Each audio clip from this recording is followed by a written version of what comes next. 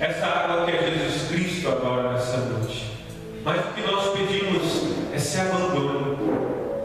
Abandone suas misérias, os seus erros, os seus pecados, a sua história, seus filhos, sua família, sua enfermidade. Quantas enfermidades talvez aquela mulher carregava no seu ser, porque era excluída da sociedade.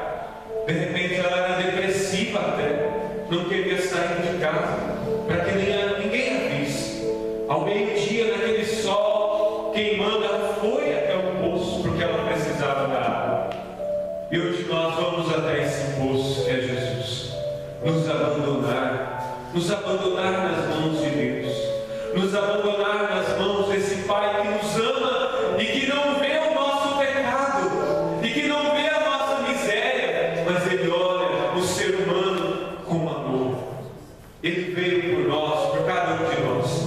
Abandone a sua vida, meu irmão, minha irmã, até mesmo você que quer trabalhar na vinha do Senhor. Abandone sua vida nas mãos do Senhor, a sua história. Eu tenho certeza que aquela mulher, depois das palavras de Jesus a ela não foi mais a mesma.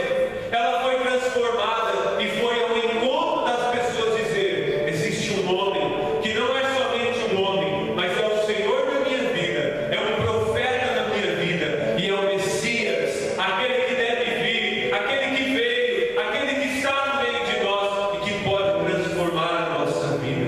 Transformou a minha e pode também transformar a sua nessa noite. Se abandone. É esse desejo que nós temos essa noite. Vamos nos abandonar nos braços do Pai, nos abandonar nas mãos do Espírito Santo, para sermos inteiramente de Deus, do Senhor.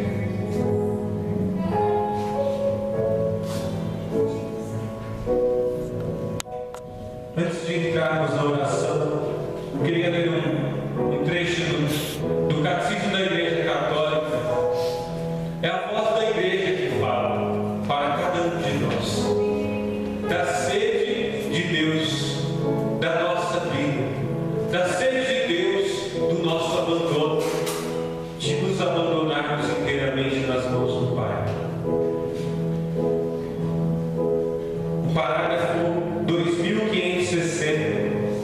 Se reconhecesses o dom de Deus, a maravilha da oração se revela justamente aí, à beira dos poços, onde vamos procurar a nossa água, a nossa alegria, as coisas do mundo.